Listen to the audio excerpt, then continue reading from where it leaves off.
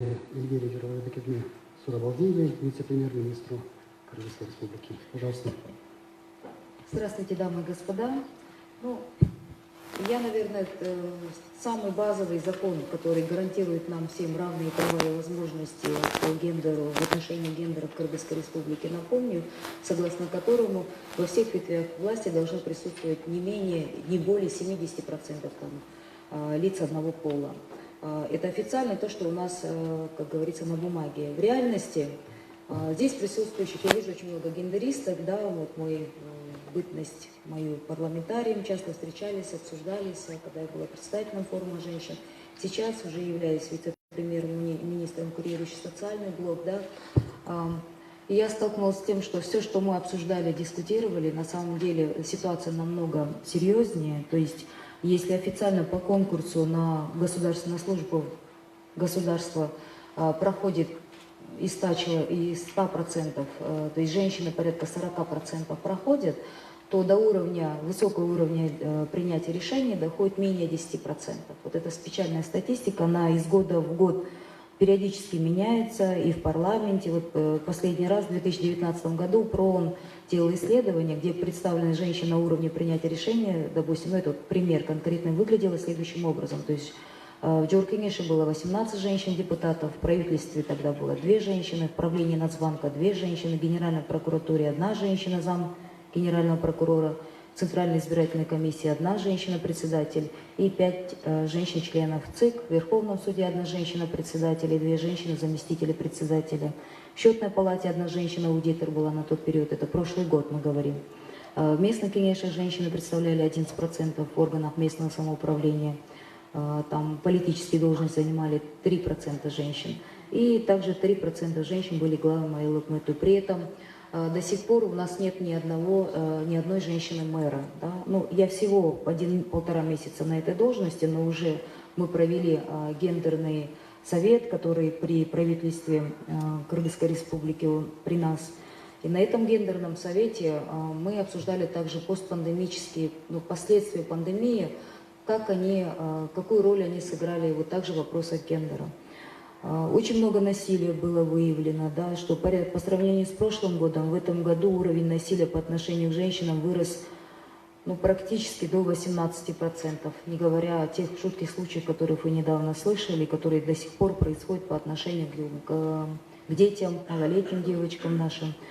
Все эти вопросы пока в январе 2020 года насилие в отношении женщин, мы помним все эти громкие скандальные истории, где-то дошедшие до смерти женщин, где-то, когда общество активно вмешивалось, на какой-то стадии милиция принимает решение, но все это сталкивается с нашей суровой реальностью, с бытом женщин, когда буквально через какой-то короткий промежуток времени, когда этот скандал стихает, женщина пытается взять свои слова назад и забрать заявление. Да? То есть о чем это говорит? Когда женщины на пути к равенству прав и возможностей пытаются, может быть, в самом начале каких-то вопросов отстоять свои права, а потом они все-таки сталкиваются с такими барьерами, как бедность, безработица, низкий уровень социальной обеспеченности,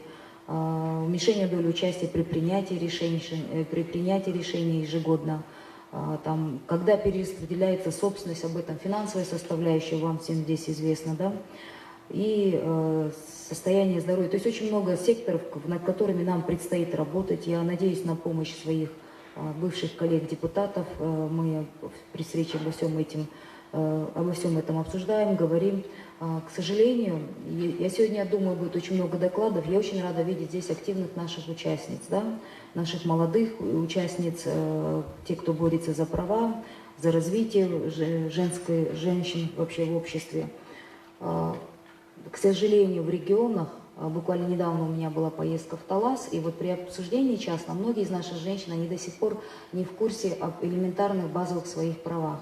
В этом плане правительство, естественно, будет работать. Но как бы не обсуждали или не осуждали где-то роль неправительственного сектора, я никогда его не принижала и не буду принижать, потому что я понимаю, что там, где не хватило финансовых средств государства, там, где не достала рука государства, там большую, огромную помощь оказывают международные институты, там помогает нам неправительственный сектор, особенно в социальных отраслях, которые я сейчас курирую.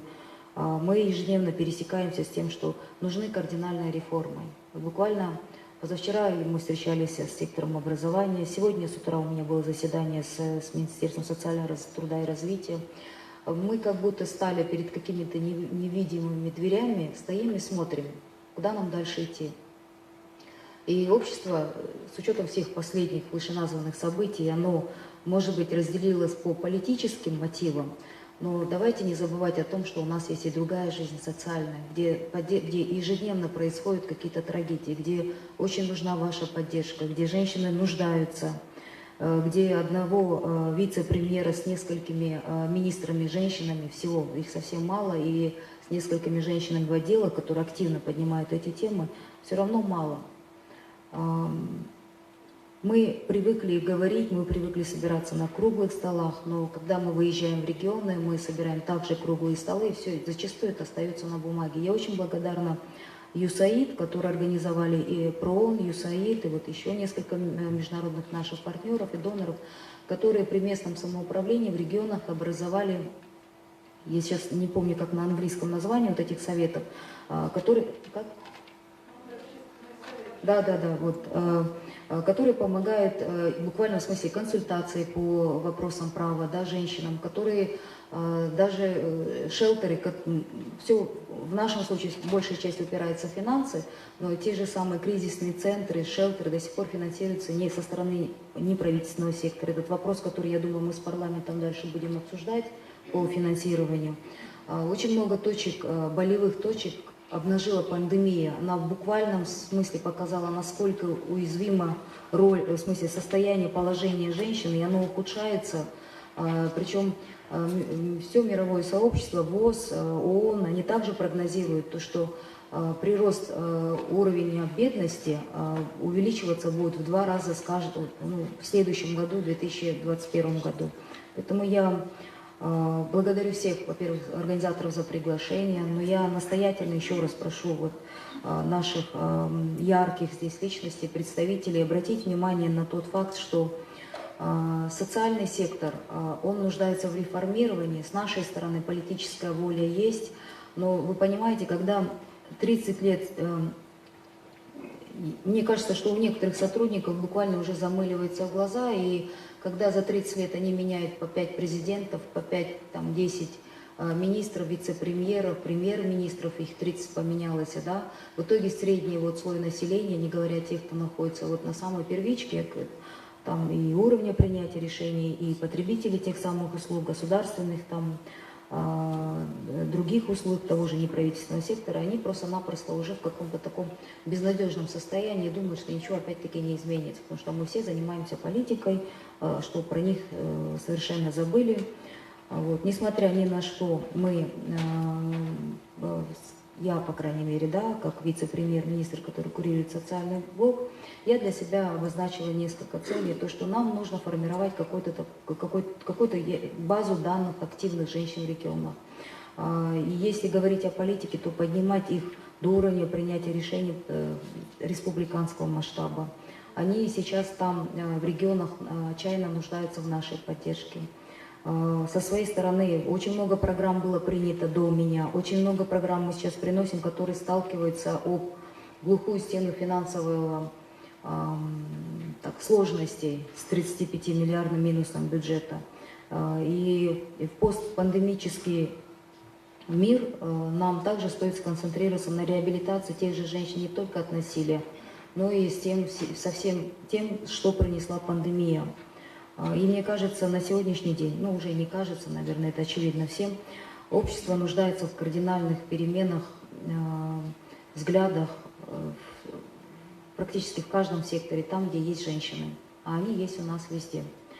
Я выражаю глубокую уверенность, что все сильные, независимые, успешные женщины, которые сегодня собрались за этим столом, и мужчины гендерно чувствительные, они как до этого протягивали руку помощи каждой женщине в этой стране, так и дальше будут поддерживать.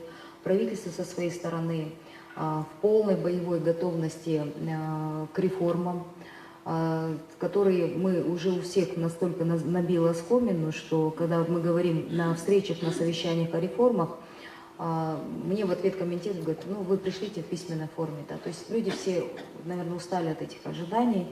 Мы со своей стороны, естественно, мне тоже сложно какие-то моменты обозначать. Я понимаю разочарование общества за все 30 лет, и когда приходит очередной вице-премьер, когда в парламенте очередные вопросы поднимаются, вот это депрессивное состояние, мне кажется, нам нужно преодолевать совместно путем диалогов.